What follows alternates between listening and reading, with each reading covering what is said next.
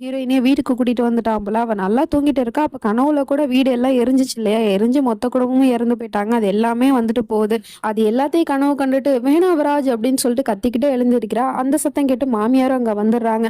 "என்னாச்சும்மா உனக்குன்னு?" கேட்டா, "என்னோட மொத்த குடும்பத்தையுமே உங்க புள்ள கொன்னுட்டான். இதுக்கப்புறமா நான் இந்த வீட்ல இருக்க மாட்டேன்" அப்படின்னு சொல்லிட்டு கோவமா கிளம்பி அங்கிருந்து வெளிய போயிட்டு இருக்கா. அப்படி வெளிய வந்து பார்க்கும்போது இவளுக்கு பயங்கரமான ஷாக்கா இருக்கு. ஏன்னா, அவளோட மொத்த குடும்பமே இப்ப கண்ணு முன்னாடி வந்து உட்கார்ந்துருக்காங்க.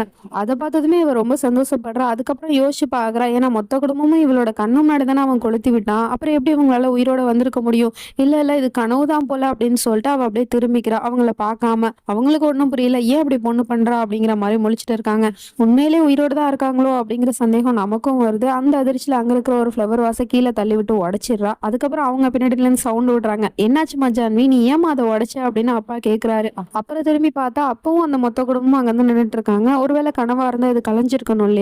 இப்போ வந்து இது உண்மை அப்படிங்கிறத புரிஞ்சுக்கிட்டா உடனே அங்க ஓடி போய், "அப்பா, அம்மா நல்லா இருக்கீங்களா? தங்கச்சி உனக்கு எதுவும் ஆகலையே?" அப்படி இப்படின்னு சொல்லிட்டு தொட்டு தொட்டு பார்த்துட்டு ரொம்ப பயந்து போய் பேசிட்டு இருக்கா பதட்டமா. "நீங்க நல்லா இருக்கீங்களா? உங்களுக்கு எதுவும் ஆகலைல? அந்த நெருப்பு அப்புறம் அந்த விராஜ்" அப்படின்னு சொல்லிட்டு விராஜோட பேரை சொல்ல வரா. அதுக்குள்ள இவன் அந்த இடத்துக்கு வந்து, "அது ஒண்ணும் இல்ல. நீங்க அந்த ஃபயர் ஆக்சிடென்ட்ல இறந்து போயிட்டீங்கன்னு" இவ பயந்துட்டு இருக்கா. "அப்படிலாம் எதுவும் இல்லம்மா. இங்க பாரு உன்னோட மொத்த குடும்பமும் உன் கண்ணு முன்னாடி தான் இருக்காங்க. அவங்களுக்கு எதுவும் ஆகல. அவங்கள நான் காப்பாத்திட்டேன்" அப்படிங்கிற மாரி சொல்லிட்டு இருக்கான். நம்ம ஜான்விக்கு எதுவுமே புரியல. அப்பதான் அவங்களும் சொல்றாங்க, "ஆமாம்மா, எங்களுக்கு எதுவும் ஆகல. நாங்க எல்லாரும் நல்லா தான் இருக்கோம். வீட்டு பக்கத்துல இருக்கிற டிரான்ஸ்ஃபார்மர் எரிஞ்சிருச்சுமா. அதனால வீடு ஃபுல்லா தீ புடிச்சு எரிஞ்சு போயிடுச்சு. அப்ப நாங்க எல்லாரும் மயங்கி விழுந்துட்டோம். அதுக்கப்புறம் எங்களுக்கு என்ன நடந்துச்சு, ஏது நடந்துச்சுன்னே தெரியல. பார்த்தா நாங்க இங்க வந்து இருக்கோம்" அப்படிங்கிற மாரி சொல்லிட்டு இருக்காரு. அப்படித்தான் ஒரு கதைய சொல்லி நம்ப வச்சிருக்கான் போல. ஆனா நடந்தது என்ன அப்படின்னு நம்ம ஹீரோயினுக்கு நல்லாவே தெரியும். அதனால இந்த தடவை எப்படியாவது உண்மைய சொல்லிடணும் அப்படிங்கிற முடிவோட, "அம்மா நான் டீ போட போறேன். வாங்க என் கூட" அப்படிங்கிற மாரி கூப்பிட்டுட்டு இருக்கா. உடனே இவன் முறைச்சு பார்த்துட்டு இருக்கான். உண்மைய சொல்லிடுவாளோ அப்படிங்கிற மாரி. கிச்சனுக்கு வந்ததுமே நம்ம ஹீரோயினி, "அம்மா நான் உங்ககிட்ட ஒரு விஷயம் சொல்லணுமா?" அப்படிங்கிற மாரி சொல்லி ஆரம்பிக்கிறா. அதுக்குள்ள விராஜோட பேச்சு குரல் கேக்குது. "என்னது? யாருகிட்ட பேசுறான்?" அப்படின்னு சொல்லிட்டு வெளிய வந்து பார்த்தா, குட்டி தங்கச்சிய கூப்பிட்டு வந்து உட்கார வச்சுக்கிட்டு, "நான் உனக்கு ஒரு மேஜிக் காட்டவா?" "என்ன மேஜிக்?" அப்படின்னு சொல்லிட்டு கேட்டா, "இப்போ நான் கையில வச்சுட்டு இருக்கேன்ல, இந்த ஸ்டிக்ல தான் அந்த மேஜிக் இருக்கு. அது என்னன்னு தெரியுமா?" அப்படிங்கிற மாரி சொல்லிட்டு அந்த ஸ்டிக்க காமிச்சிட்டு இருக்கான். அதுல என்ன இருக்கு அப்படிங்கிறது நமக்கு தெரியும். ஜான்வியுமே பயந்துட்டு இருக்கா. அதுக்கப்புறம் அந்த ஸ்டிக் அப்படியே திருவிக்கிட்டு அது உள்ளேருந்து அந்த கத்திய எடுக்குறான். அந்த கத்திய பார்த்ததுமே அந்த பொண்ணு பயந்து போயிடுறா. "என்ன மாமா நீங்க கத்திலாம் வச்சிருக்கீங்க?" அப்படின்னு சொல்லிட்டு கேட்டா, "இதுதான் மேஜிக்கு. இது ஒரு சாதாரண ஸ்டிக்குன்னு தான் நீ நெனச்ச. இப்ப பாரு உன்னோட மாமா இதுல கத்திய கொண்டு வந்துட்டேன்" அப்படிங்கிற மாரி சொல்லிட்டு பேசிட்டு இருக்கான். அதாவது மறைமுகமா நம்ம ஹீரோயினைய மிரட்டிக்கிட்டு இருக்கான். "நீ உண்மைய சொன்ன அப்படின்னா நான் உன்னோட தங்கச்சிய கொன்னுடுவேன்" அப்படின்னு சொல்லிட்டு. உடனே நம்ம ஹீரோயினி புரிஞ்சுக்கிட்டு, "என்ன பண்ற நீ? உன்ன அப்பா கூப்பிடுறாரு போ அங்கிட்டு" அப்படின்னு சொல்லிட்டு அவன விட்டு விலக்கி வச்சிடுறா. அதுக்கப்புறம் கிச்சனுக்கு போய் அம்மா வந்து கேட்குறாங்க, "என்னம்மா ஏதோ ஒரு விஷயம் சொல்ல வந்தியே?" அப்படிங்கிற மாரி கேட்குறாங்க. அதுக்கு அவளால எந்த பதிலுமே சொல்ல முடியல. ரொம்ப பதட்டமா பயந்துகிட்டு அழுக ஆரம்பிச்சிடுறா. உடனே இவங்களும், "ஏம்மா உனக்கு என்ன ஆச்சு? நீ எதுக்காக இவ்ளோ பயப்படுற? நாங்க எல்லாரும் நல்லா தான் இருக்கோம்" அப்படின்னு சொல்றாங்க. ஆனா நம்ம ஹீரோயினுக்கு தானே தெரியும் என்ன நடந்துச்சு அப்படின்னு சொல்லிட்டு. அதனால ரொம்பவே பயந்து போய் அழுதுட்டு இருக்கா. "நீ இந்த மாரி நேரத்துலலாம் இவ்ளோ பயப்படக்கூடாதும்மா, கவலைப்படக்கூடாதும்மா. நீ ஏதாவது கவலைப்பட்டு பயந்துட்டு இருந்த அப்படின்னா அது உன்னோட குழந்தைய தாம்மா பாதிக்கும். அது நல்லது இல்லம்மா" அப்படிங்கிற மாரி சொல்லிட்டு இருக்காங்க. இன்னும் இவ வயித்துல குழந்தை இருக்குன்னு தான் மொத்த குடும்பமும் நம்பிட்டு இருக்கு போல. குழந்தைய பத்தி பேசின உடனே ஹீரோயினி தனக்கு நடந்த கொடுமைய நெனச்சு பார்த்துட்டு அழுதுட்டு அப்படியே அம்மாவ கட்டிப்பிடிச்சு அழுதுட்டு இருக்கா.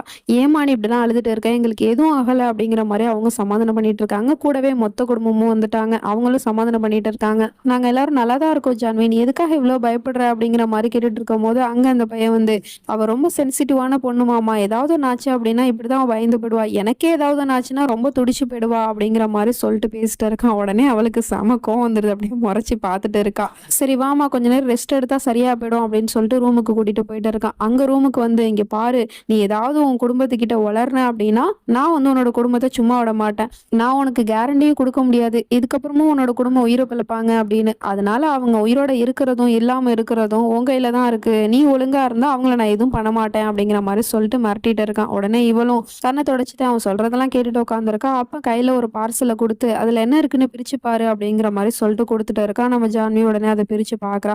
அதுல வெட்டிங் ட்ரெஸ் தான் இருக்கு. "ஆமா ஜான்வி, இன்னைக்கு தானே நமக்கு திரும்பவும் கல்யாணம் ஆச்சு. நான் உன்ன திரும்பவும் அக்னி சாட்சியா கல்யாணம் பண்ணிக்கிட்டேன். அதனால இப்போ நம்ம ஒரு புது லைஃப ஸ்டார்ட் பண்ண பண்ண போறோம். அதுவும் எந்த ஒரு பொய்யும் இல்லாம. இந்த விராஜ் டோப்ரால நீ எப்படி இருக்கானோ அப்படியே ஏத்துக்கிட்டு இன்னைக்கு நீ கல்யாணம் பண்ணிக்கிட்ட. அதனால நீ இதுக்கப்புறம் பெர்ஃபெக்ட்டா இருப்ப அப்படின்னு எனக்கும் தோணுது. இதுக்கப்புறம் நம்மளோட வாழ்க்கைய ஃப்ரெஷ்ஷா ஸ்டார்ட் பண்ணுவோம் அப்படிங்கிற மாரி சொல்ட்டு, சரி நீ இத மாத்திட்டு ரெடியா இரு. நான் உன்னோட ஃபேமிலிய கொண்டு போய் வீட்ல விட்டுட்டு வந்துடுறேன் அப்படிங்கிற மாரி சொல்லிட்டு அழைச்சிட்டு போயிடுறான். வீடே தான் இல்லையே, அப்புறம் எங்க அழைச்சிட்டு போறான் அப்படின்னு சொல்லிட்டு பார்த்தா, இவங்களுக்காக ஒரு புது வீடே இப்ப வாங்கி குடுத்துருக்கான் போல. இதுதான் உங்களோட புது வீடு. இதுக்கப்புறம் நீங்க இங்க தான் இருக்க போறீங்க அப்படிங்கிற மாரி சொல்லிட்டு இருக்கான். ஏன்பா நீ இப்படி உதவிக்கு மேல உதவி பண்ணி என்ன இன்னும் மேலும் மேலும் கடனாளி ஆகுற அப்படிங்கிற மாரி அப்பா சொல்லிட்டு இருக்காரு. அதெல்லாம் ஒண்ணும் இல்ல மாமா. நீங்க என்ன புள்ளையா தானே நினைக்கிறீங்க. அப்போ ஒரு புள்ளையா நான் செய்ய வேண்டிய கடமைகள தான் நான் செஞ்சுட்டு இருக்கேன் அப்படிங்கிற மாரி சீன போட்டு பேசிட்டு இருக்கான். இப்படியே அவன் பண்ணிட்டு இருந்தான் அப்படின்னா, நாளைக்கு நம்ம ஹீரோயினே வந்து உண்மைய சொன்னாலும் இவங்க யாரும் நம்ப மாட்டாங்க போல இருக்கு. நம்ம ஹீரோயினியும் கொஞ்ச நேரம் அழுதுட்டு, அதுக்கப்புறம் அவன் தான் சொல்லிட்டு போனான்ல, "இதுக்கப்புறம் நீ பெர்ஃபெக்ட்டா இருக்கணும்" அப்படின்னு சொல்லிட்டு, அதனால வேக வேகமா கிச்சனுக்கு போய் சமைக்க போறேன் அப்படின்னு சொல்லிட்டு ஓடிட்டே இருக்கா. அங்க போய் கேஸ் ஸ்டவ் ஆன் பண்ணா, அது ஆன் ஆகவே மாட்டேங்குது. "ஏன் இது ஆன் ஆக மாட்டுது?" அப்படின்னு சொல்லிட்டு பைத்தியம் புடிச்ச மாரி வேக வேகமா அத போட்டு ஆன் பண்ணிட்டே இருக்கா. மாமியார் வந்து தடுக்குறாங்க. "ஏம்மா அப்படிலாம் பண்ணிட்டு இருக்க?" அப்படின்னு சொல்லிட்டு கேட்டா, "இல்லம்மா அவர் வந்துருவாரு. அவர் வந்து பார்க்கும்போது நான் சாப்பாடு செஞ்சு வைக்கல அப்படின்னா, என் குடும்பத்த ஏதாவது பண்ணிடுவாரு" அப்படின்னு சொல்லிட்டு கேஸ் ஸ்டவ் ஆன் பண்றா. அதுல நெருப்பு குப்புன்னு பத்தி எரியுது. அத பார்த்ததுமே இவளுக்கு அங்க வீடு எரிஞ்சுச்சு இல்லையா? அதுதான் கண்ணு முன்னாடி வந்துட்டு போகுது. உடனே அழுதுட்டு உட்காந்துர்றா. எனக்கு மட்டும் ஏன் இந்த நிலைமை? நான் என்ன அப்படி தப்பு பண்ணேன்னு கடவுள் எனக்கு இந்த வாழ்க்கைய குடுத்துருக்காரு. நான் அப்படி என்ன பாவம் பண்ணிட்டேன்னு என்னையும் என் குடும்பத்த இந்த கடவுள் சோதிக்கிறான் அப்படிங்கிற மாரி அழுதுட்டு இருக்கா. மாமியார் தான் சமாதானம் பண்ணிட்டு இருக்காங்க. அப்படிலாம் எதுவும் இல்லம்மா. நீ ஏம்மா அப்படிலாம் நினைக்கிற? அப்படின்னு சொல்லிட்டு. பரவால்ல. மாமியாராவது நல்லவங்களா இருக்கிறாங்க. இல்ல அவங்களும் மாமியார் கொடுமைய காமிச்சாங்க அப்படின்னா, நம்ம ஹீரோயினோட நிலைமையே ரொம்ப மோசமா இருந்திருக்கும். கொஞ்ச நேரம் கழிச்சு நம்ம ஹீரோயினியும் அவன் சொன்ன மாதிரியே ரெடி ஆயிட்டு உட்காந்துருக்கா. பட் முகத்துல கொஞ்சம் கூட சிரிப்பு இல்ல, சந்தோஷம் இல்ல, எதுவுமே இல்ல. அப்படியே அழுதுகிட்டே தன்னோட நெத்தியில குங்குமத்த வைக்க போறா. ஆனா அவன் பேர சொல்லி குங்குமத்த வைக்கணுமா அப்படிங்கிற மாரி யோசிச்சுட்டு இருக்கா. இது எல்லாத்தையும் தூரத்துல இருந்து மாமியாரும் பார்த்துட்டு இருக்காங்க. வேற வழி இல்ல, வச்சுதான் ஆகணும் அப்படின்னு வேண்டா வெறுப்பா நெத்தியில குங்குமத்த வச்சுட்டு இருக்கா. அதுக்கப்புறம் அவளோட முகத்த கண்ணாடியில பார்க்கும்போது அவளுக்கு சுத்தமா பிடிக்கல. அந்த குங்குமத்தோட இருக்கிற முகத்த பார்த்துட்டு அவளுக்கு ரொம்ப கோவம் வருது. அதனால தான் வச்ச குங்குமத்த தாங்கையாலே அழிச்சிட்டு இருக்கா. இதெல்லாம் மாமியாராலையும் பார்க்க முடியல. அங்கிருந்து அழுதுகிட்டே போயிடுறாங்க. வெளியே வந்து பார்த்தா பாட்டு சத்தம் கேக்குது. நம்ம விராஜோட ஃபேவரட் சாங்க ப்ளே பண்ணி விட்டுட்டு இருக்கான். சரின்னு கீழே வந்து பார்த்தா வீடெல்லாம் இப்போ டெக்கரேட் பண்ணிட்டு உட்காந்துருக்கான். எதுக்கு அப்படிங்கிறது தெரியல. உடனே இவங்களும் கீழே போய் பார்க்குறாங்க. அம்மா வந்துட்டீங்களா? வீடெல்லாம் நான் டெக்கரேட் பண்ணிட்டு இருக்கேம்மா அப்படிங்கிற மாதிரி சொல்லிட்டு இருக்கான். எதுக்கு அப்படிங்கிற மாதிரி கேட்டுட்டு இருக்காங்க. அட உங்களுக்கு தெரியாதுல்ல, சாரிம்மா என்னை மன்னிச்சிடுங்க, நான் ஜான்வியை திரும்பவும் கல்யாணம் பண்ணிக்கிட்டேன். யாரையும் இன்வைட் பண்றது கூட டைம் இல்லை, எல்லாமே சடனா ஆயிடுச்சுமா. நானும் என்னோட ஜான்வியை புது வாழ்க்கையை வாழ போறோம், என்ன ஆசீர்வாதம் பண்ணுங்கம்மா அப்படின்னு சொல்லிட்டு காலில் விழுந்து ஆசீர்வாதம் வாங்கிட்டு இருக்கான். பட் அவங்களுக்கு தான் பிடிக்கவே இல்லை இல்லையா, அதனால நான் வந்து போய் நின்றுட்டு இருக்காங்க. சரிம்மா நீங்க இங்கேயே உட்காருங்க, எனக்கு நிறைய வேலை இருக்கு அப்படின்னு சொல்லிட்டு அங்க இருக்கிற எல்லாத்தையும் டெக்கரேட் பண்ணிட்டு உட்காந்துருக்கான். அப்ப அங்க ஒரு பூ இருக்கு. அந்த பூவை பார்த்துட்டு நம்ம ஹீரோயினியோட நினப்பு தான் வருது இவங்களுக்கு. அவ நெத்தில வச்சிருக்க குங்குமத்தை அழிச்சா இல்லையா, அதை நினைச்சு பார்த்துட்டு இவங்களும் வருத்தப்படத்தான் செய்றாங்க.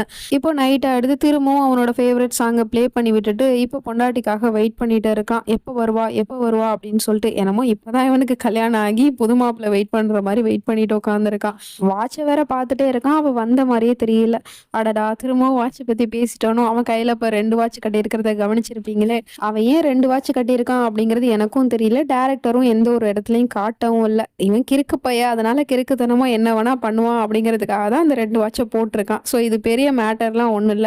அப்படியே மணியை பார்த்துட்டு இருக்கான். அவ வரவே இல்லை அப்படிங்கவும் இவனுக்கு கோவம் வந்துருது. உடனே வேக வேகமா மாடிப்படிக்கு ஏறி போயிட்டு இருக்கான். கடைசியில பார்த்தா நம்ம ஹீரோயின் அழகா ரெடியாகி கீழே இறங்கி வந்துட்டா. முக்காடெல்லாம்